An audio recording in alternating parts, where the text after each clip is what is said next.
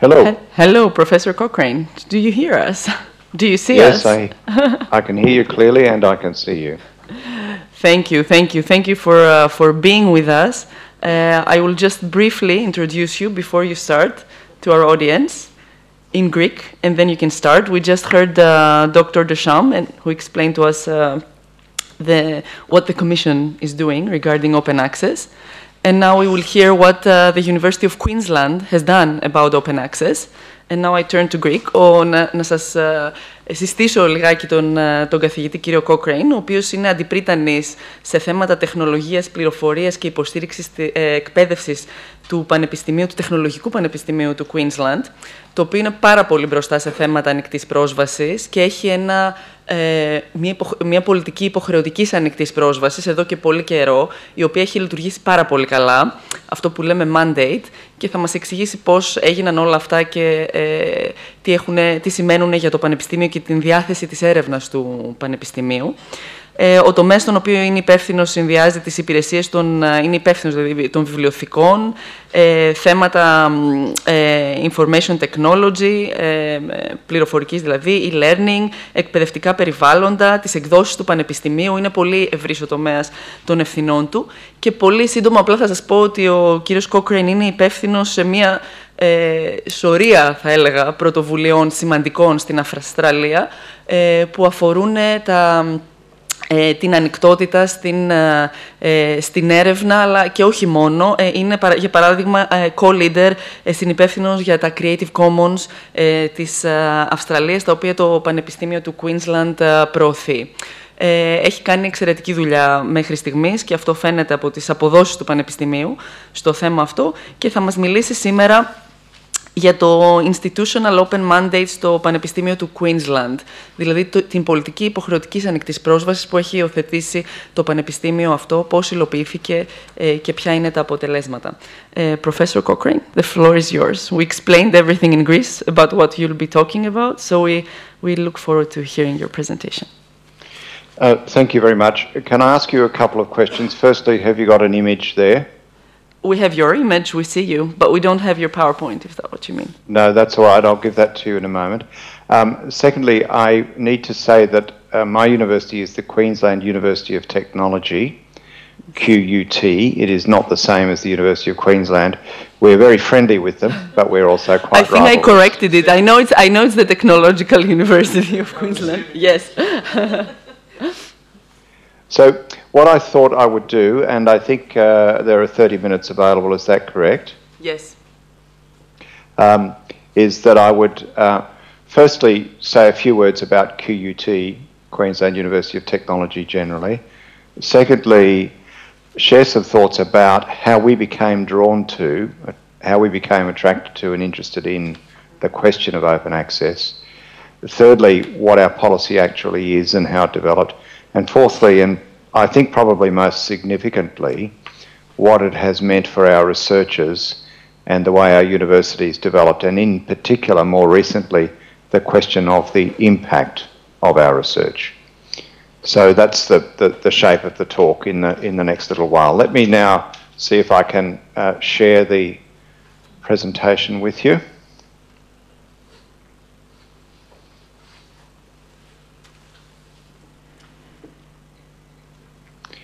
Can you tell me if you can see the beginning slide? Yeah, it's getting, it's trying to appear. I think it will appear. There it goes.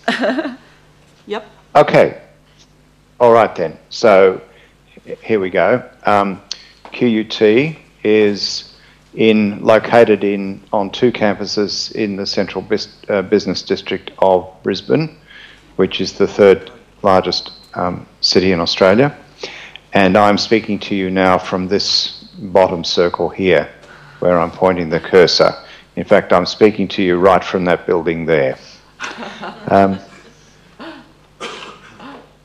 QUT has 6 faculties. They're quite large, particularly science and engineering, and health, and our business school.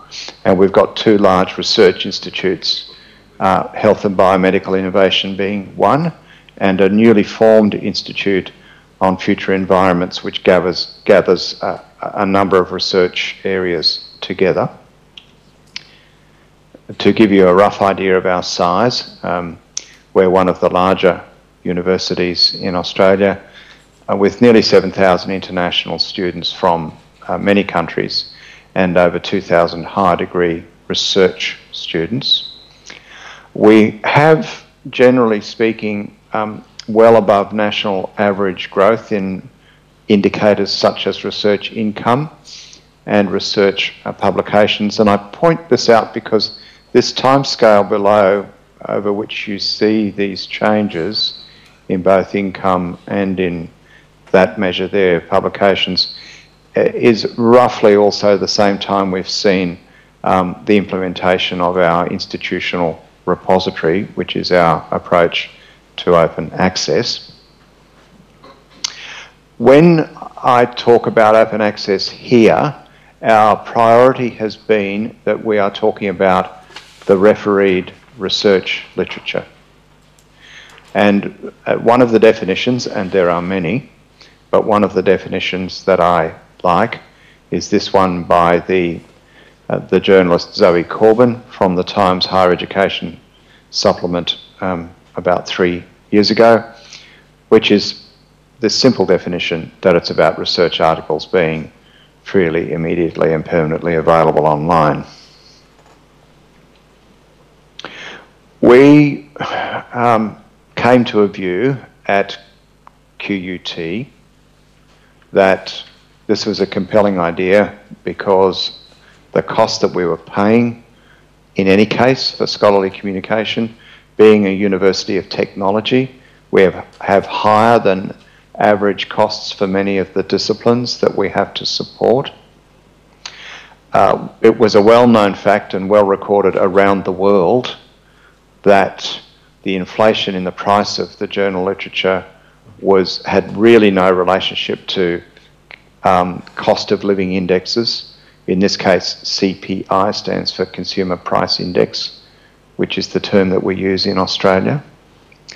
And the third thing, which is a problem we share with nations with smaller currencies, more volatile currencies, is that a lot of the scientific and technical literature comes from publishing houses in northwestern Europe and North America, and for many years we had a volatile and weak currency. It is quite strong at the moment, but we had some very spectacular inflationary effects for quite some time that made us think about this question. And I think, looking back on it, that of course it's been inevitable that we'd see the development of open access as a concept. Firstly, of course, without the net, without the web, it wouldn't be possible. Secondly, the economic imperative of which I've just been speaking becomes more and more pressing. The phrase there, moral hazard, is one that describes a situation where the main consumers of a good or a service do not know or have to deal with the price of that good or service, and we see the principle of moral hazard applying in the pricing of the journal literature. But thirdly, and I think most importantly, what open access has done is provide new opportunities for researchers to be visible, to be recognised, to have an impact. And we are finding, through now having had an open access policy and practice at this university for nearly 10 years, that that is getting to be a stronger and stronger feature, which I will come to in a little while. So we set off on a journey. We originally assumed that the main changes to business models for scholarly communication would occur in the north, in the northern hemisphere, I mean. We watched the debates that developed. We saw that we needed to talk to our own researchers, research staff, about what we might do. And by 2003, we had developed a policy that went through our ruling body on research, our University Research Committee, and then to our ruling academic body, the University Academic Board. The policy then found its way as one of the university's policies on all of the things that universities make policies about, like human resources and learning and teaching, into our formal policy environment.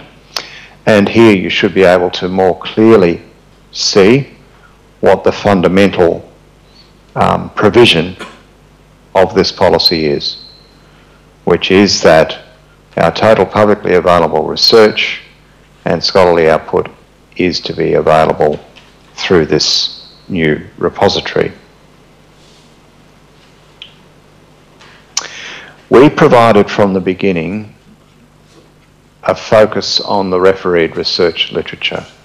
One of the things that I personally saw happening a lot in discussions about repositories for institutions once the idea of them began to grow was a lot of confusion about what would be in them.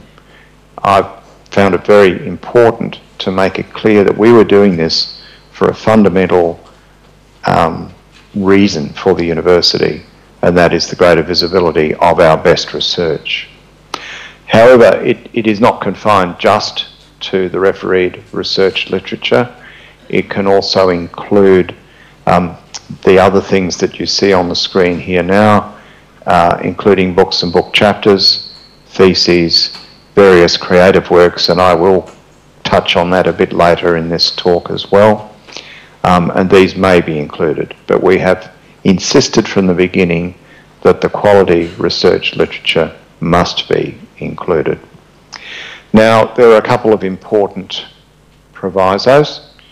One is to be very clear that anything that's research that's been conducted under confidential conditions, anything which is to be commercialised, is not included.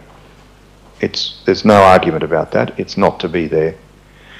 And we express a preference to make material available at the time of publication, but we will accommodate embargoes for a certain period, and we've stipulated in our policy that that's 12 months. We note that as the discussion of open access increases among publishers, that some of those periods are somewhat longer than that. Can I say also, for those who have awareness of the discussion about different paths to open access, that the practice that we have been pursuing at QUT is what is called the Green Road. In other words, putting material into an institutional repository when it's been accepted for publication in a journal, in a known journal. So there is the reference to the repository that we have. It's available 24 hours a day, every day of the year at that URL. And it's developed this focus on post-print versions of peer-reviewed publications.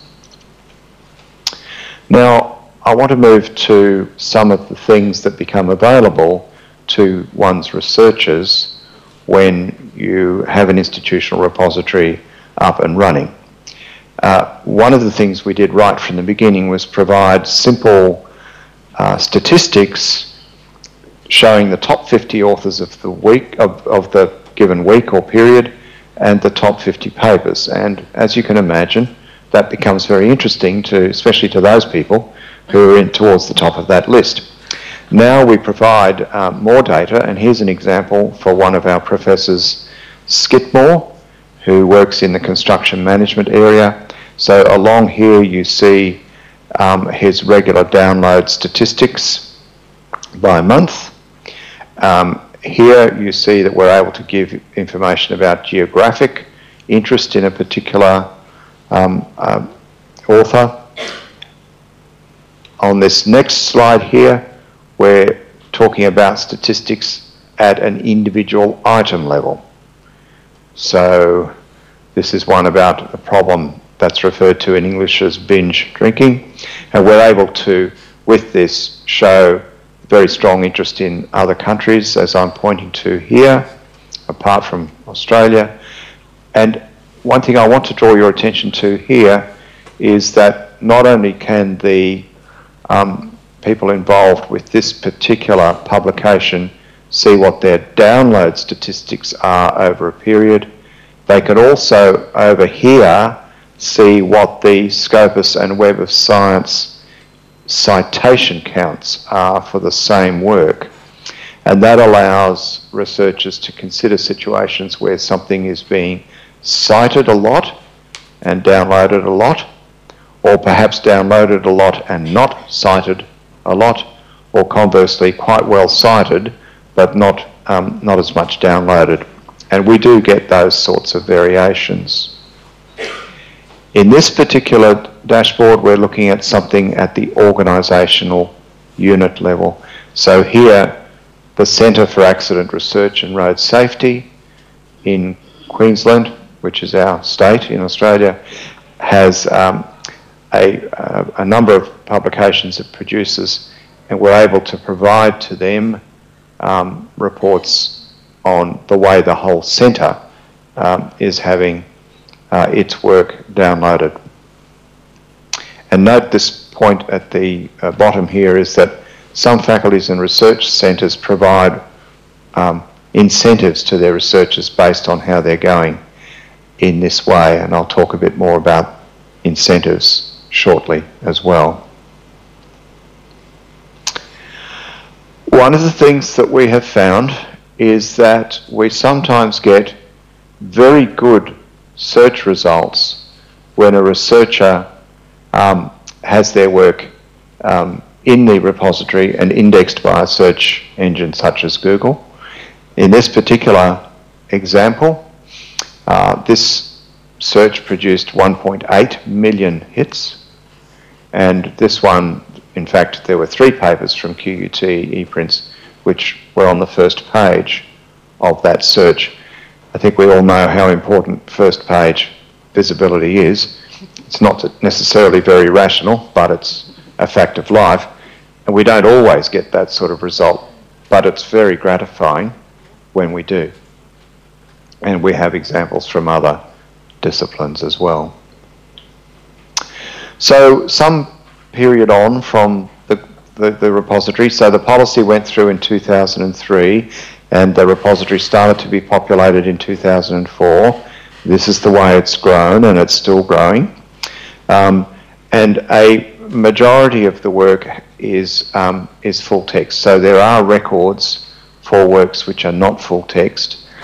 And one of the things that happened around here in 2009 is that Australia ran its first research assessment exercise, its first national evaluation of research, and every university had to add records to its institutional repository. Every university in Australia has an institutional repository, so that's the 38 universities here. And as a result, we loaded a lot of metadata, that is the citation data, for material that was older than the time in which this repository has been in existence. So that explains the breakup of the records. And we see that over time, the percentage of records that have full text has grown over a period, and that's gratifying.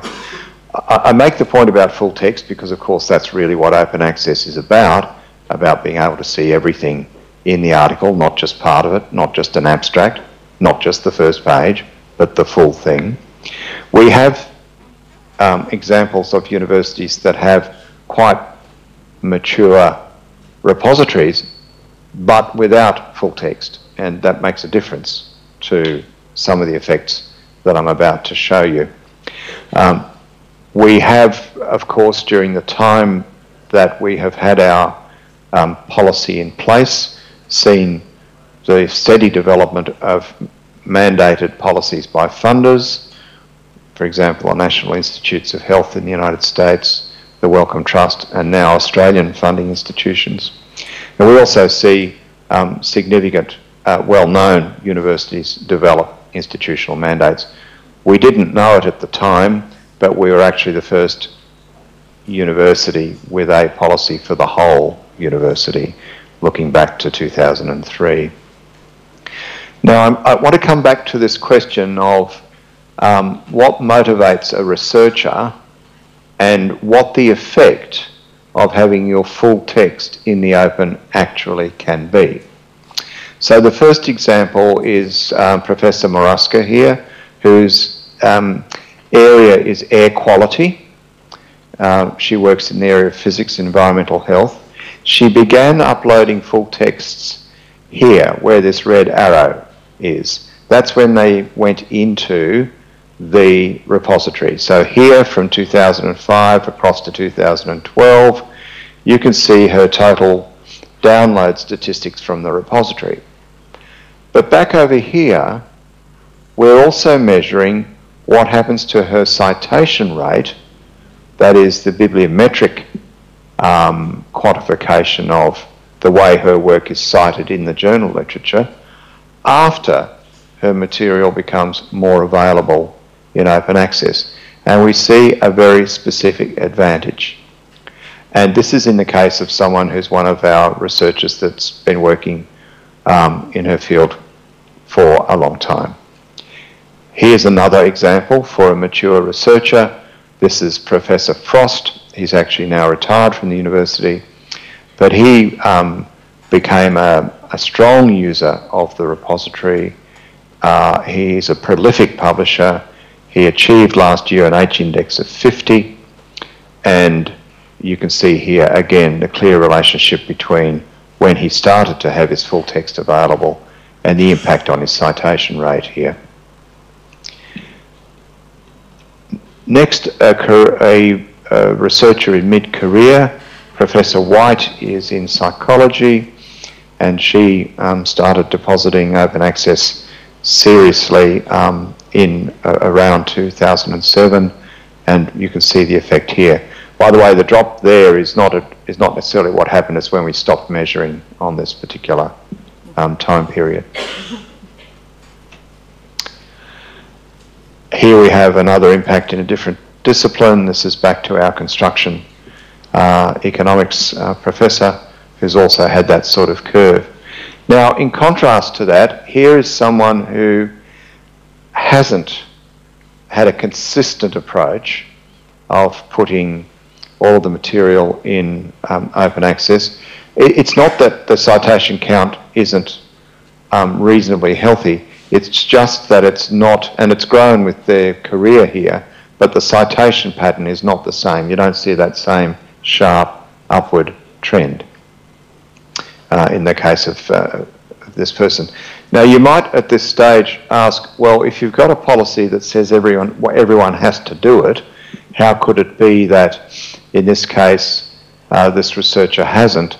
Well, of course, in a university there's no such thing as complete mandate, and we're the same as every other university there, although we do have quite a lot of interest from researchers. Now, that evidence about the way open access can increase citation counts or citation impact is also backed up from studies across universities, including QUT, but these are the ones that have had a mature policy for some time.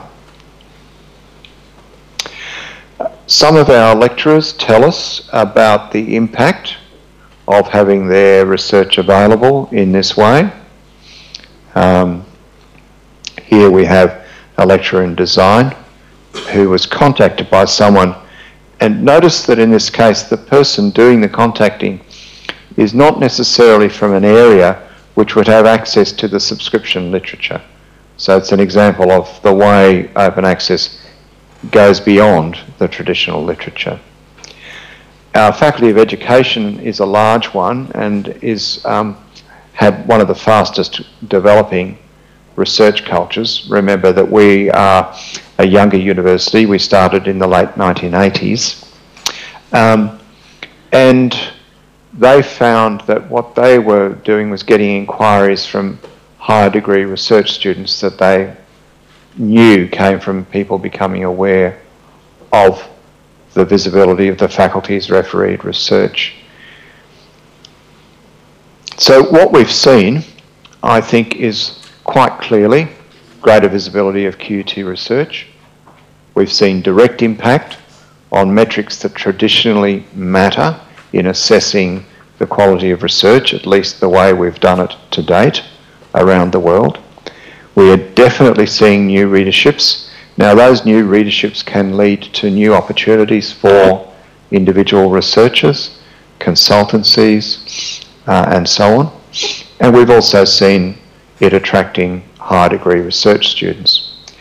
The other thing about this is we've seen faculties develop their own reward systems for depositing the articles in the repository at the time they're accepted for publication.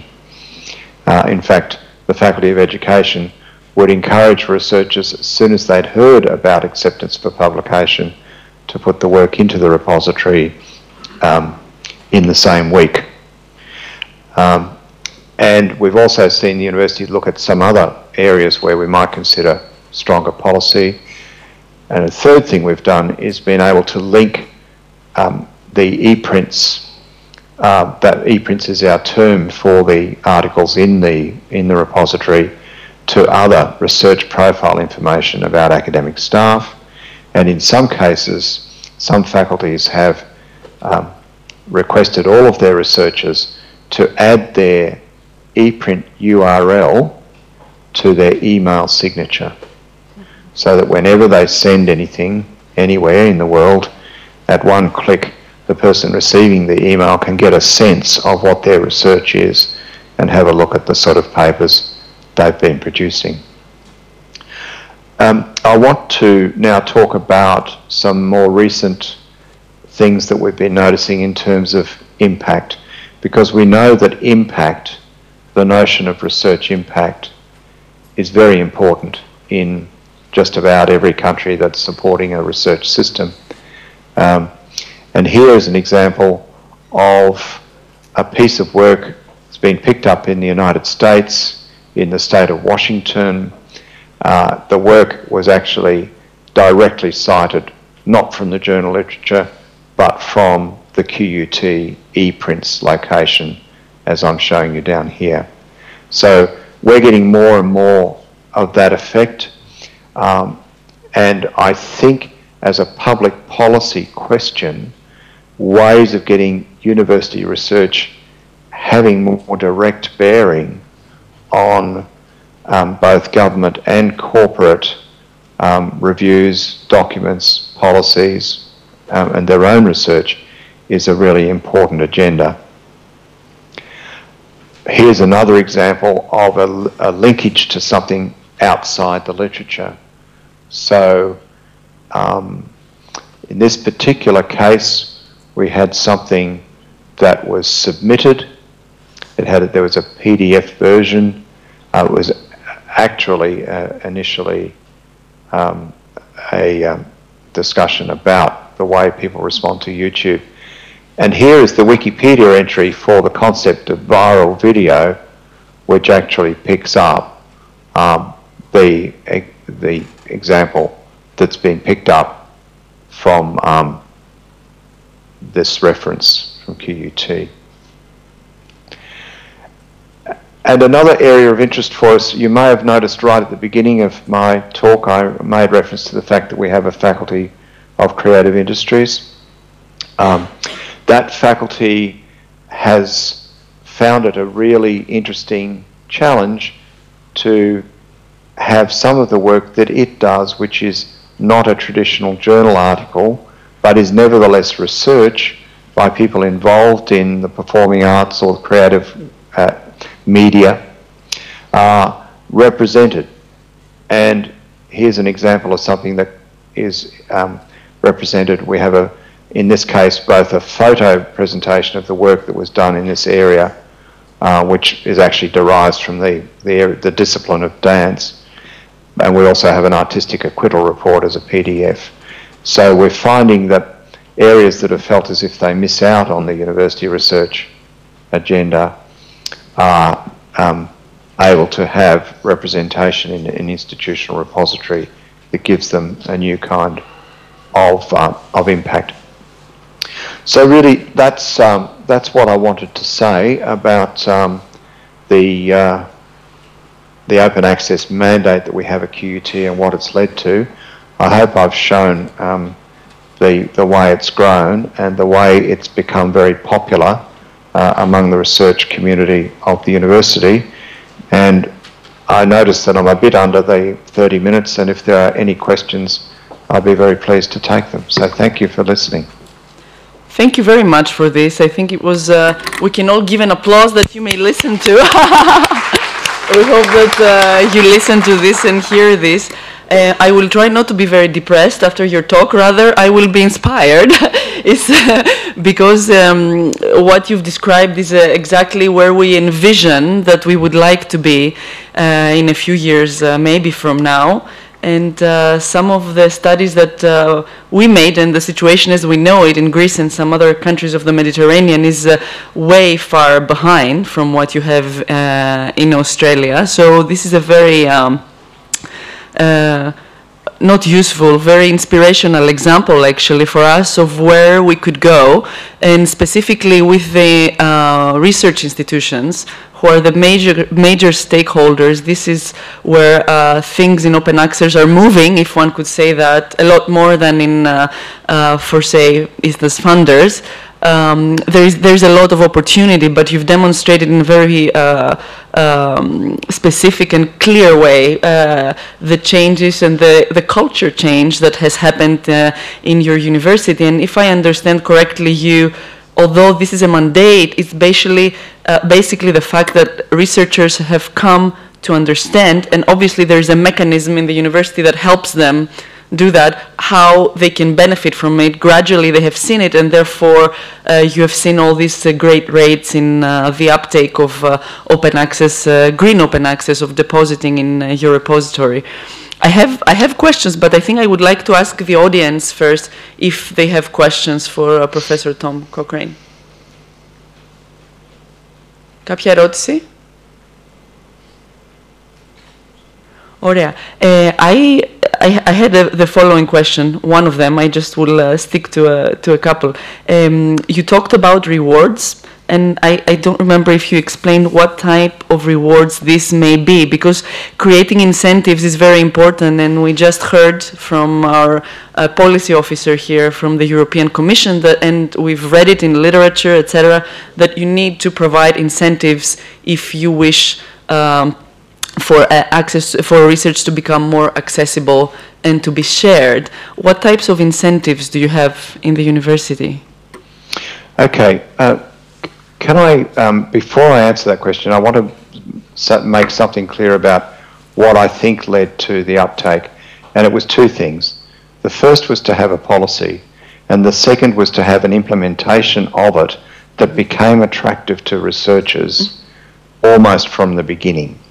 And the main incentive is the rewarding sense that a researcher has that their research hasn't just been accepted by a journal, but it's also being actively read and downloaded, as they can see from their dashboard statistics. Now, our dashboards did not look like that at the beginning, but we certainly used to be able to give counts. And I've seen the top researchers in the universities monitoring their counts very clearly, because the main motivation for a researcher is to be recognised, and that recognition is a reward, and it becomes a tangible reward when it adds to their track record and is something that leads to success, promotion for chairs and that sort of thing in the future. The kinds of incentives that faculties have added to it will sound a bit funny to you. For example, the one in the Faculty of Education was, if you have something accepted and you deposit it in the institutional repository in the same week, you come to the Dean's office and we'll give you some free coffee.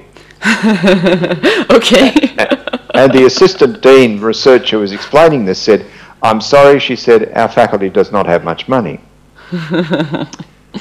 But the incentives that, I won't try and find the slide right now, but there was one where the mention of incentives was made in relation to the organisational unit, like the Centre for Road Safety. Okay. the faculties are doing that without any reference particularly to me or to the centre or to the main support unit, which is the university library. They are using this in ways which really have permeated the life of the institution. And one of the things I have noticed is that we sometimes have a new head of school or a new researcher arrive from another university. They become aware of this service and they say, why isn't this more universally found?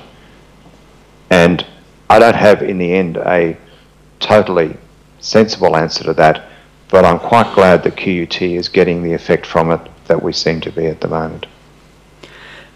Thank you. Yeah, and I guess it's the longest, longest standing mandate. I guess we can follow its progress through time. I mean, the idea is generally that if you don't have a mandate, you have very low percentage of uptake of open access. In other words, people don't deposit their work in their repositories if you don't make them to. But here we see that after so many years, almost 10 years, the researchers themselves have had the opportunity to observe the benefits that they reap in terms of the visibility of their research and their usefulness of the research in furthering the agenda of their discipline. So it's but I guess it takes so long. This is what I'm thinking. Almost 10 years with a mandate, and you don't have a mechanism to check. In other words, there's no policing of the of the practice. Yes. Yeah. So I should explain that every university in Australia has to report its research to a central government agency because it becomes the basis of research revenue to that university in the future. Every higher degree research student that we enrol and who completes their PhD or their research masters is worth actual real money to the university. So when the Faculty of Education says it gets more higher degree research students because people can see the research, that's really meaningful in terms of their actual budget. So the combination of the policy and the practice of providing continual information has led to an uptake which is, you know, has its own momentum. I don't think people have to be persuaded anymore, but I think the two things had to come together at the beginning to make that happen. This is an excellent case, and I hope we see more of that in the future. You already mentioned some other institutions that have mandates, and you know we know, and Dr. Swan will also show us how this makes a difference, actually. And in Greece and in other Mediterranean countries, our problem is that we have the repositories, but you know, we don't have the full text open access articles of current peer review research. So this is where I think we've built a little stone there. We have the foundation, not a stone. We have the foundation, but lots more work is needed at the policy level so that we gradually, hopefully, reach your point. But it seems to me that gradually researchers are also becoming more interested, even in our own institution, as they are seeing real examples of what the green self-archiving, how it helps promote their work and their discipline and science. So hopefully, I think we're on the right way, although we do have a long path to cross. But άλλες ερωτήσεις? Any other questions? No? Okay. Well, we will leave you with this. We're very thankful that you're able to be with us, and thankful to Technologies for not letting us down for today. And will you allow us to put your presentation online attached to the program, I hope? By all means. Yes, and okay. I wish you a successful day. Thank you. I hope it stopped raining.